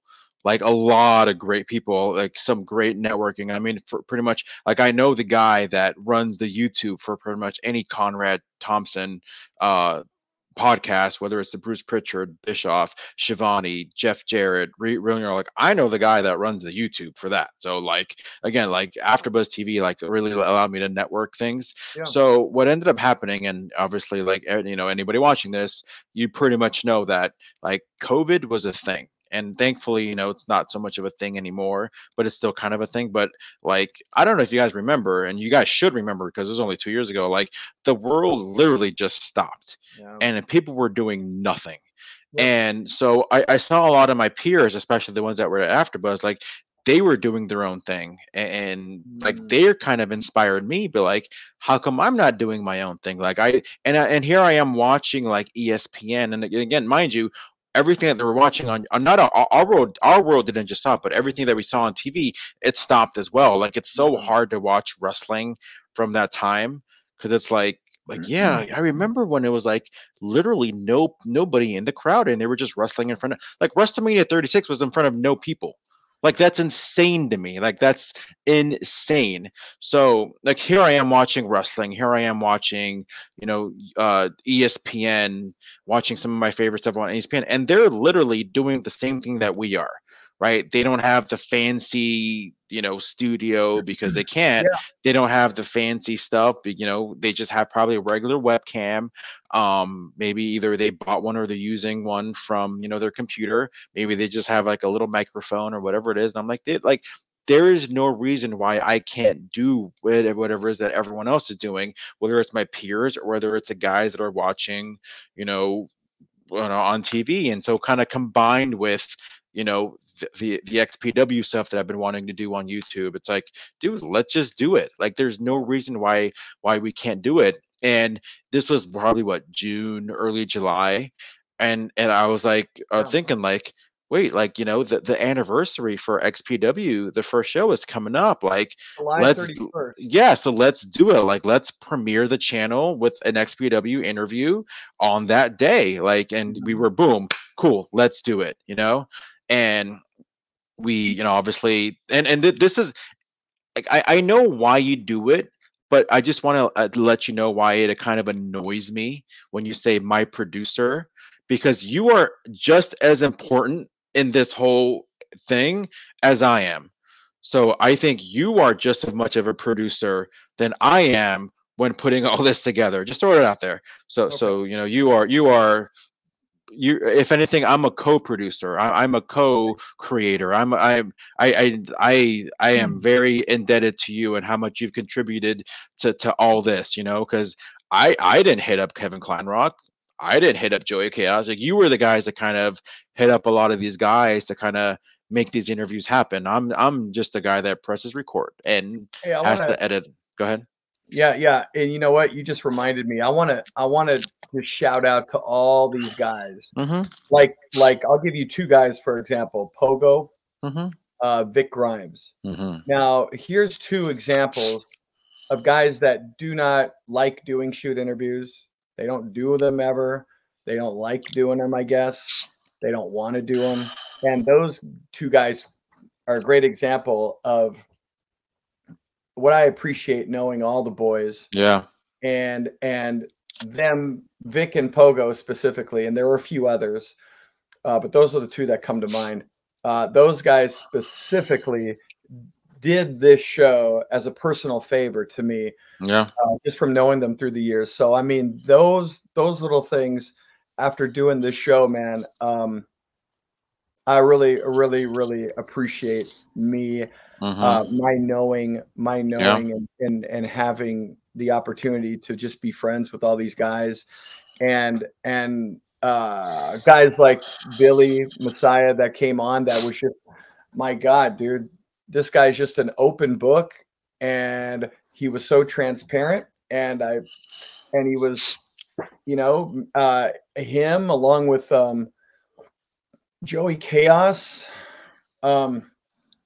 Luke Hawks. Yeah, we'll get there real quick. I still kind of want to talk about that. Guys that maybe shared stuff that they weren't necessarily going to share on other podcasts, but they saved it for this show. So, I mean, and again, guys like Vic, guys like Pogo, that again, they just don't even want to do. Yeah, they don't do interviews. And they were like, wow. And I really didn't know that well until they told me. And then I kind of looked into it like, oh, these guys don't do interviews. So especially when Vic came on, it was like, we got a ton of views on Vic's episode, because it's like, oh, forget Xtreme Memories, forget XPW, Vic Grimes is doing a shoot interview, you know. So especially after New Jack passed. Oh yeah, and that was a crazy thing too, because we interviewed Grimes just before New Jack passed away. Yeah. So that, which is our Cheers to 2021, our year in review special episode that we have. I talked a little bit about that. Is when he dropped that apology to New Jack. He did that not because it was guilt that he just died. No, he did that when Jack was still alive. Yeah, he did that. Yeah. I mean, and I mean, we'll get into that in a second, right, you know, because New Jack did kind of respond to that, which, you know, you just kind of look back at, just, you know, it is what it is. But yeah, so just going back to that first episode, you know, I kind of always knew that I wanted to start off, and all due respect to everybody that we interviewed, but I wanted to kind of start off with like a bang, like, you know, who was one of the most important guys in XPW. First off, I mean, it was Kevin Kleinrock, who I think is so like pivotal. He was like the guy, you know, the oil that made the ship run, right? But it's funny, and I'm sure you remember, but so we ended the interview, and obviously sometimes, you know, we'll chat a little bit after we stop hitting record, and you know, obviously the stuff that won't air because, you know, we already hit stop, and, you know, just start chit-chatting a little bit. And he goes, you know who would be great for this, and he'd totally do it? You know who he said, right? Rob Black. Yep. So I remember, I forgot what day, and I'm sure I can figure it out later, but I'm not going to do it right now. But like, I forgot what day, like how many days before the 31st, we interviewed Kleinrock. So literally we stopped, you know, all right, cool. Thank you for the interview, whatever. So we were like, dude, we need to get Rob for episode 1. So we both like, and I never met him before, but like I hit him up on Facebook, you know, you hit him up on Facebook, you know, Kleinrock was hitting him up. Like we were trying to do anything and everything to get Rob Black for episode 1. Like trust me, everybody out there, like, you think that we didn't try, trust me, we tried our very best to get Rob Black for episode 1. And obviously fast forward, we ended up, you know, interviewing him a couple months ago, but we tried, trust me, we tried to make it work, but, you know, we couldn't. And, you know, but nevertheless, it was still a pretty good, very good episode 1 premiere episode of Xtreme Memories. Oh, I mean, Kevin Kleinrock, it's just like, I didn't even have to do much. You know, you just ask him question number 1, and he'll automatically answer all the following 30 questions without even having to ask question number 2 through 30. But my God, yeah, talk about a guy with the wrestling brain, wrestling knowledge, and like you said, he was the oil that kept the machine running smooth, and just constant mind for the business. That's always on ADD mode, you know, boom, boom, boom, boom, boom, boom, boom. Thoughts are going all over the place. As someone that has ADD, I know what that's like. But another guy too, it's like, I think he was episode 2, but like, here's a guy that at the time was actually working for the WWE. And if anybody kind of knows how the system works, and this isn't a knock on them in any way, it's like, they don't really do many interviews, especially the guys that are not wrestlers. And if you're a wrestler alone, like, you got to go through the media process, you got to get approval, you got to make sure everything like stays on topic, like you just can't talk about anything and everything. But the guys in the office, like, they're pretty much not allowed to do interviews at all. Like, I mean, especially like, yeah, I get it if maybe you're like a Road Dogg or a Shawn Michaels and you used to wrestle and now you're, you know, a guy behind the scenes, but like Ryan Katz like never did interviews. But again, that goes back to your relationship and your friendship with him, that he was, you know, I'm personally am blessed, but you know, we're both probably very grateful to have on, you know, Ryan's GQ Money Smiley Katz on like episode 2 of Xtreme Memories, and that was pretty cool. You know, he kind of gave us some bombshells. Like here I am thinking that like XPW was just kind of this low rate thing, but here's, you know, stories of Drew McIntyre like being a huge XPW mark. Yeah. Yeah, that was news to us too, and I think you did a little snippet video that you put on with the WWE and the XPW logo together, and that was kind of cool. Yeah, I guess Drew McIntyre, when they were on the road, he would constantly ask GQ like, "Hey, do you have any XPW stories?" So yeah, I mean, he knew it enough to, and we had a following. I don't know if you remember, but the last year, I want to say it was 2003, late 02, early 03, is like we had the European champion. It was like a guy like Johnny. Oh Storm. Yeah. So we did that because there was starting to become a pretty significant following in Europe for XPW, and maybe a part of that was because like you said earlier, when CCW went away, once WCW went away, it's like, okay, it's not that much. So again, I just can't, this also goes back to emphasizing to the fans how big of a deal it was to be on television, because you were a worldwide thing. If you were somewhat significant television wise in the States, then it's almost a foregone conclusion that you're going to be noticed around the world. If you're significant on a certain level or higher in the States, you will be noticed on all the other continents around the world. So again, Drew McIntyre, it doesn't surprise me that this guy knew about XPW, you know, and wanted to hear all these stories about, and I'm like, wow, okay, but then again, then you dial back and you realize, okay, this is the mark in me. But in general, it's like, yeah, any one of them could be XPW marks or whatever. Just happened to get a shot. It's like Seth Rollins. I mean, we were on Wrestling Society X together, and he's the guy now. Any one of anyone could do. We're all people. We're all come from the same mold, you know. So yeah. So we had we ended up getting, like, you know, Joey Chaos, Luke Hawx, who's obviously a big deal in the world of entertainment, not just pro wrestling, but entertainment. But then we had probably our biggest show to date. We had the Messiah on, which again, that was another guy that I'm like, man, like I remember like, is he going to talk about it? Is he going to want to talk about it? Is he not going to talk? Like, it was one of those, like, we literally went back and forth, you know, and this is all behind the scenes stuff that, you know, we want to share with everybody, but like literally, like, it would be days. And, you know, as soon as we were able to get Billy on to the show, we're like, is he going to talk about it? Like, do we say anything? Do we ask him beforehand? Like, is there anything that you don't want to talk about? And he even said it, like, we asked him before we hit record, was like, is there anything that you don't want to talk about? It? He's like, and I'm sure by us asking that, he knows exactly what, you know, we meant, and he was like, "No, man, ask away, ask whatever you want to ask," you know. And then it turned out to be very, you know, kudos to everybody involved. I mean, I know you personally got a lot of like rave reviews about like you that was like I 3 hour, that was like a 3-hour episode that just flew by, yeah. And I was just one of those casual.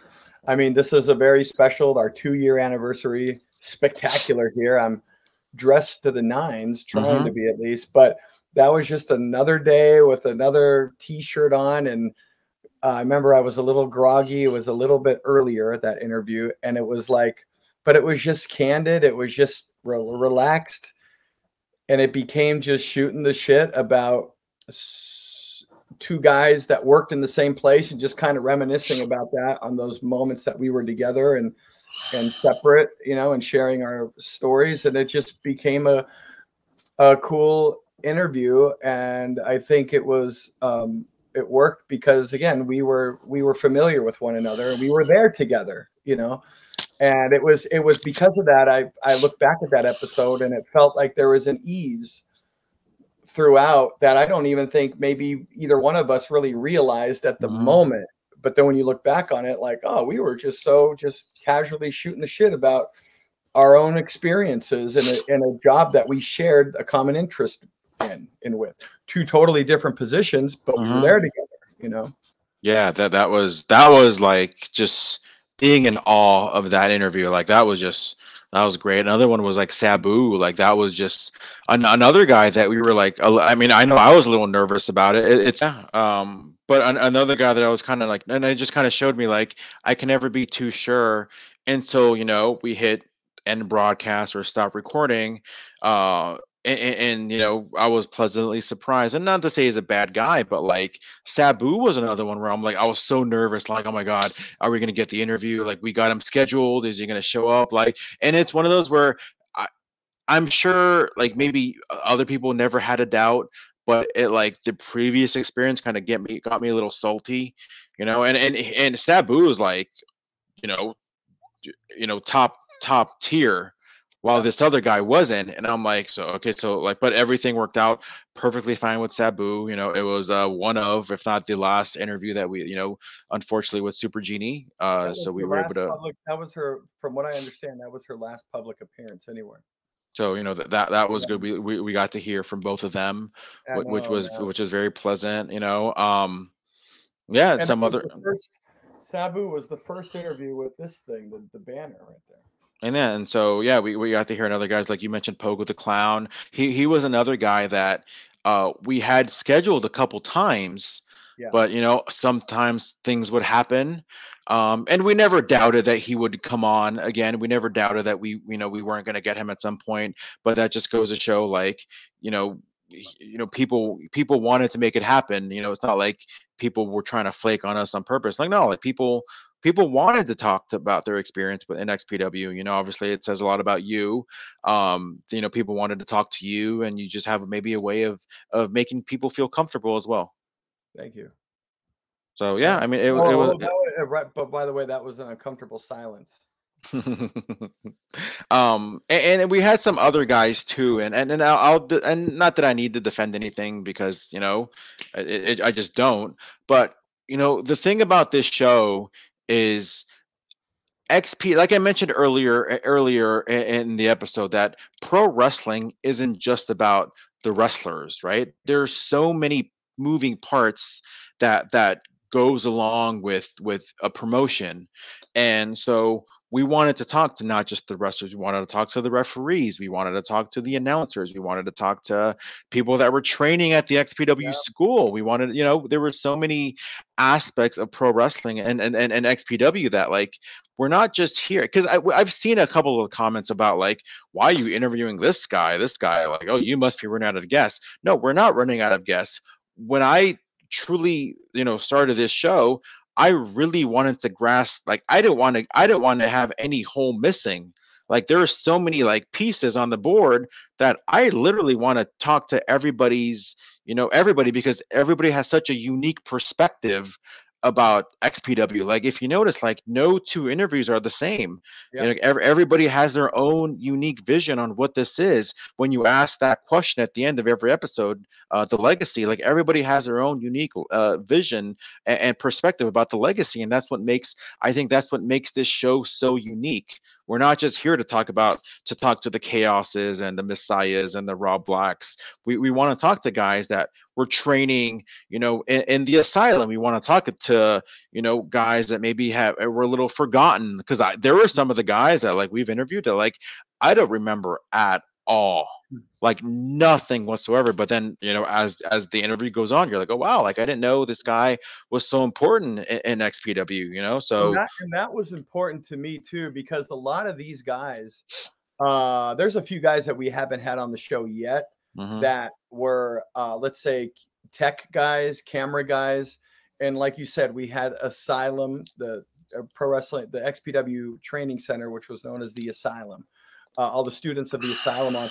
See, when I was there and I went to the office, I see Rob Black, I see Supreme, but I also see Zach.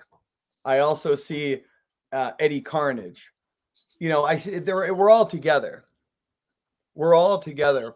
And my experience was all those guys. The show's over. The show stopped. We're all in the office now. No one's above anybody else, except for Rob. Rob's running the show, right?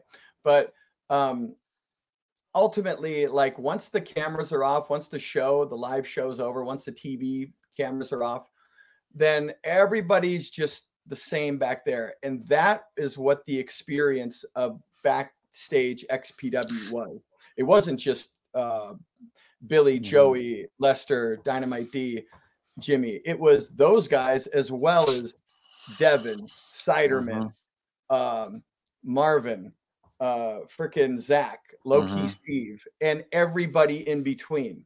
So I have that memory of all those guys, and that was the world we were in. That was our world. And that's what this show is. It's an XPW retrospective show of that world. And I was in many ways in metaphorically, like you said, I mean, yeah, I was narrating the show. And in some ways I had a link to all those people because the wrestlers related to me because I was narrating their stories. So not everybody, but a lot of the guys, hey, Kloss, hey, on my match, when you do this, be sure to put over da-da-da-da-da. Okay. So I had that link. Maybe now I also have the link to the students because I'm not the wrestling superstar, right? So I'm kind of in the middle of all these guys. And I so maybe in that point, I can agree with you that I can share my position that I was in, which was connected to everybody. And again, once those cameras are off, we're all the same. Everybody in the back is the same. No one's above anybody else, right? Especially once the show's over, once the camera's off, because it's the show. That's a show. You know what I mean? And once the show is over, then none of that matters. That rank, you know what I mean? So yeah, those Asylum kids at the time were just as important as the stars and everybody, the referees, the other announcers in between, you know, the Kevins and cameramen, all that, you know, the girls, the ex-girls, all that. Yeah, so sometimes you don't realize just like, you know, the fascinating stories that people can provide. I was on I do a lot of production, you know, like freelance production, commercials, whatnot, right? Yeah. And I was on set with a guy that like was like not a producer. I don't know what the term is these days, but like he worked like a lot of backstage, you know, behind the scenes stuff for WWE. And like I'm talking to him, and like some of the stories that he was telling me is way more fascinating than some of the stories that I was hearing that I heard from like the WWE wrestlers and because these guys are like they got ears everywhere. Yeah, And right. you know, like so like, you know, you'd be surprised, like just you might see, oh, like who is this guy that they're interviewing this week or this month, whatever. But sometimes those are the ones that like, wow, like that's extremely fascinating because they're providing a whole new perspective that I didn't even know existed. Exactly. Yeah, no, I get that. And again, going back to Rivera and myself, we were not only connected to all these guys, but we were at the office more. We were there once a week. We were part of the production as far as the television was concerned, a little bit more than the wrestlers were. You know, they were part of the show. They were on the show, but they were recorded at the show, like Rivera and I were. We come out, introduce the show and all that. They were recorded. Then they went home, and then they see themselves on TV. Well, while we were in the office doing all that, part of the television production.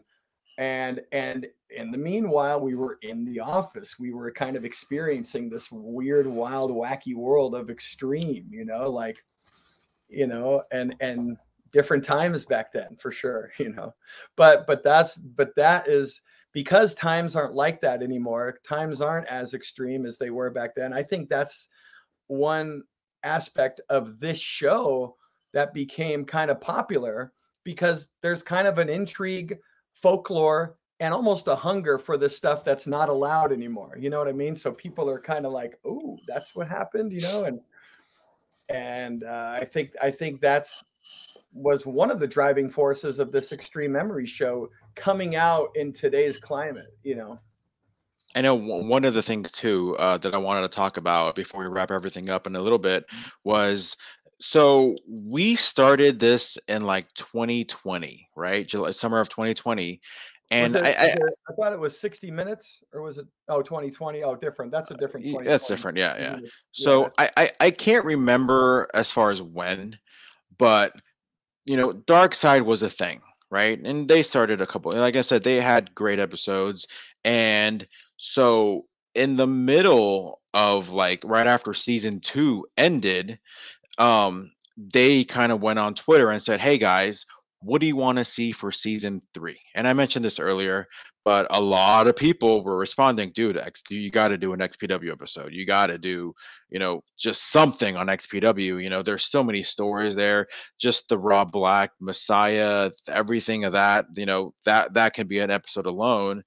And so, you know, mind you, you know, when they announced that there was going to be an XPW episode, I'm like, you know this because we talked about it all the time when it happened. I'm like, we have to do something, anything. Like, I don't know what, like, but like, I already know we're not going to be done in any way with this show, and I know at some point it's gonna cross paths, but like, we got to do something. Like, and I just was like, you know what, like, and I'm still kind of new to all this stuff. So I'm like, I got to find a way to do like a live show, like just like, you know, you have your live, you know, there's a lot of shows have their post shows, and obviously going back to AfterBuzz, we'd always it was a post show. Like we would, you know, we would cover things that already happened, not things that are going to happen, things that already happened. Right. So that kind of, you know, maybe instinctively kind of gave me an idea. And so on, I think it was on October 21st was when they had the Dark Side of the Ring episode for XPW. Right. And I'm like, dude, let's do it. Like, let's do, I don't know how, but let's just at 8 o'clock, 8 p.m. Pacific, 11 Eastern, let's go live. You know, the show ends at 7, the show at Dark Side ends 7 p.m. Pacific. Let's get as many guys as we can. And we did it. You know what I mean? Like, and that honestly, like, that's one of those episodes where I'm like, I look back, I'm like I'm personally proud of that episode, because it was like, you know, you kind of obviously you made it happen as far as contacting a lot of these guys. I kind of made it happen as far as like getting them all like on an email and, hey, here's the link, you know, click on this. And it went a little bit different than I wanted it to go. I wanted everybody to kind of be in intervals, you know what I mean? Like, but because I feel like even though I'm very proud of the episode, I do feel like having 10 guys on a screen, it made me a little too much, you know, the fear of like talking over each other. And obviously there's just, but we never really ran into that. Yeah, we didn't do it. Not to say that I want to do it like that again, but I just think it went so good, you know. And obviously, like, as we all remember, if you guys watch back like the show, it just kind of like drifted. I mean, obviously we can't go on forever. We lost a couple guys. Go ahead. Yeah, I don't know if you want to share this, but you have an idea. We had an idea about a concept about doing an episode as like a tribute thing. Do you want to talk about that? I do have more episodes. I mean, it's one of those where because I want to know, if you don't want to talk about it, I want to ask the fans right now, hey, do you have any ideas that you want to see on this show? Like, do you want us to do a retrospective show of, like, let's say XPW's first year or a certain wrestler, and have myself and maybe you pick the guys that should be on that show talking about that specific thing? Yeah. Drop comments, not just on this episode, but on any and all of these episodes, along with subscribing to the channel, liking the video, sharing it.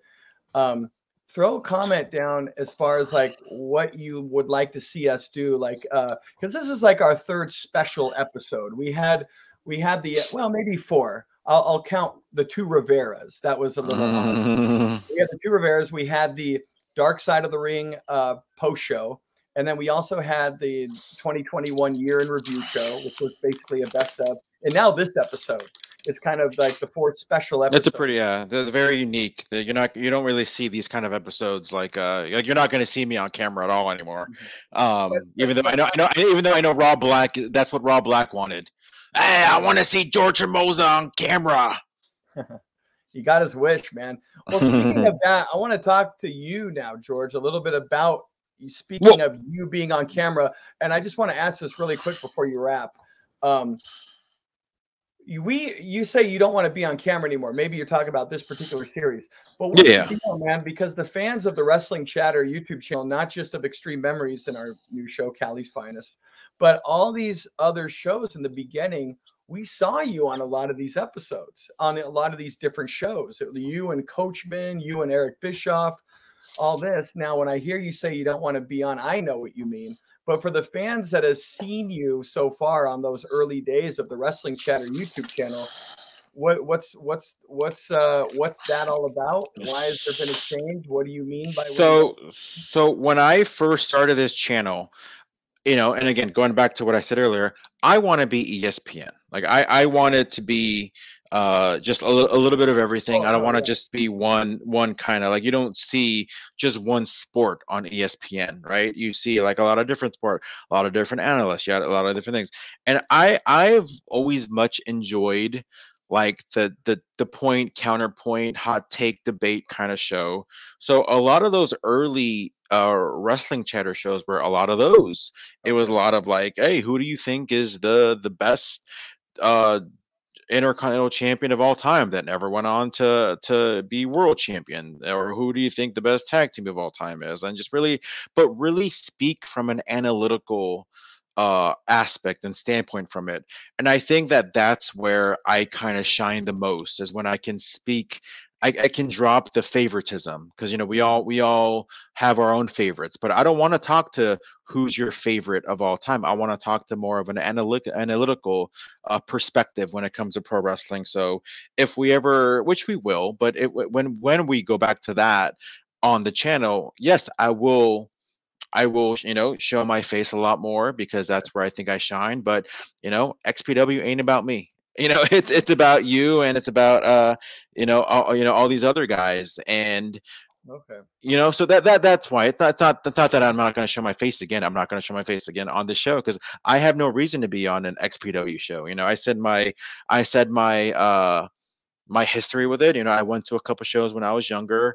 I haven't been able to go to any of the new shows. And another question that I want to pose to maybe some of the people watching is, do you want to see Kris Kloss interview people from the new XPW? Because it's almost as if there's a new crop, there's a new generation of XPW wrestlers. You know, you have you know, Schlock, who's killing it on the indie, you know, deathmatch scene. You have who's the guy that wrestles in the underwear? Big F and Joe. Big F and Joe. You know, you have that. Yeah, he's from the UK. Yep. Oh wow! Like, you know, you have, you know, Taya Valkyrie, the first ever XPW Women's Champion. You have Sage, who was in the main event, who it's, or not the main event, but, you know, in the women's match, who has a direct link to Supreme. You know, like there are so many people that we can interview, and we're not done even interviewing, you know, from the old school XPW. Like, there's still a lot of people. There's at least 2 more people that we have in the can that we're gonna, you know, I already have somebody for the next August 15th episode. So, you know, we're not done with that. And, you know, I still want to get a little bit more creative. You know, I do want to, you know, I like to do a episode where we have the entire enterprise, you know, Chaos, GQ Money, Veronica Kane, you know, Steve Rosano, all on together. Fans, that'd be great, you know. So the fans, that's what I'm talking about. Like what George just said, for example, he wants an enterprise episode, or maybe an episode talking about some of the guys who passed away. Drop your comments and tell us, give us your ideas of what kind of episode, special episode you would like to see us do, on what and how and all that, just to get some ideas, because we do listen to all the feedback out there.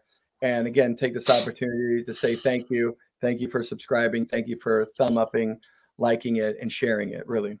Yeah, so again, I don't mind sharing this aspect of the behind the scenes, right? Because I mean, this is all fascinating. You know, this is all really fascinating. I was saying thank you, fans, for sharing the video, not you. Yeah, I mean, again, because I know there's probably people out there that it's like, yo, like, I want to start my own YouTube channel. Trust me, you can. It's pretty easy to kind of get the ball rolling. Obviously, there's a little bit of a commitment there. You know, I can't, to be real with you, I can't imagine Xtreme Memories going on until 2030. You know, like, you know, maybe, who knows? Like, maybe XPW, you know, will still be going on, and now you have a whole new generation of talent going on, you know, with that crop, you know. So again, there's still a lot of XPW content that I know people still enjoy and people still love, and I do plan on going to the new XPW show sometime soon. Unfortunately, I will be out of town for the next one. We plan on having Rob Black on again one more time. There was only so much we can talk about the last time that he was on, and that was a story in its own. Like, just getting him on and just kind of, making sure, there's a lot more to be told on his side. So that was another one that I was like, oh my god, like, is this actually going to happen? Are we actually going to get, the actual real Rob Black on this show? And we got him. That was another milestone for us. Yeah, it sure was. And it's just, you say 2030. I don't even know if anyone thought we'd be here in 2022. So who knows, man? And I do want to take that opportunity, like you said, to say thank you, because you mentioned this is a whole new generation crop of guys, right? And I just want to say it's an honor for me to, I've consistently been calling matches pretty much throughout the years, here and there, but really doing something on this scale again, the new XPW, and being able to call matches for a whole new generation, not only of wrestlers, but it's pretty cool to like call matches for a whole new generation of young fans. So I really, really don't take that lightly, and I really appreciate it. So thank you. Yeah, thank you for everybody. And I do have one question for you. What do you think is going to be, or is the legacy of WCW? Oh, I'm kidding. What do you think the legacy of XPW is?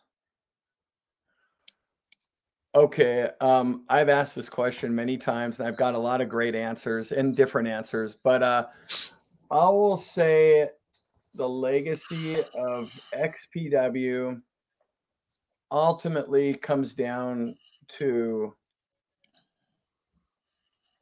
not caring what other people think and pushing the envelope and doing what you're not supposed to do and creating heat out of that, and just the shock and awe value of wrestling, taking pro wrestling up that notch to the shock and awe value, because it comes from a place of ultimate freedom, ultimate fearlessness of, I'm going to express myself how I want to. And that's really what XPW was. It was this, like, when you come to an XPW show, there's an element of danger, there's an element of surprise, and there's an element of like, I'm about to see something that I'm not supposed to be seeing. Yeah. And I think that kind of attitude, that vibe, and that balls to the wall, it's kind of like, it's almost like XPW within the world of pro wrestling was the way the punk scene was in the world of rock music in the 80s. You know what I mean? It was this like, we're going to break all the rules. We may not be as popular as Bon Jovi and Aerosmith and all that, but we're going to break the rules, and we're going to become noticed because we're doing our own thing. That's why we're going to be noticed, not because we're WWE light or anything like that. We're the punk rock version of pro wrestling that all those punk rock bands and the attitude, the punk rock attitude back in the day were to music. That's the legacy in my mind. Just a ragtag group of guys making it work. A lot of underdogs in the world of wrestling that maybe wouldn't be given a chance in a polished league, and then they can shine. And it was given a platform. It had money behind it, so we were able to do that, be punk rock, and we were able to present it on a platform with television, with home video and all that. And that's the legacy. Just we were punk rock in the world of pro wrestling. Couldn't have said it better myself. Yeah. Kris Kloss, I want to thank you. Well, no way. I want to thank you because no, I'm not interviewing you. You're not interviewing me. This was a very special retrospective look at 2 years. 2 years. It's been right here on the Wrestling Chatter YouTube channel, Xtreme Memories. It's been 2 years. This, the 2-year anniversary special spectacular of Xtreme Memories. Thank you, George Hermoza. Thank you, fans, for allowing us, letting us, making this show not only possible, but possible to run 2 straight years, and we ain't done yet. Thank you for watching Xtreme Memories, hosted by Kris Kloss. He's dropping new episodes every month on the 15th and 30th. You can be the first to tune in by subscribing to the Wrestling Chatter channel right here on YouTube. See you next time.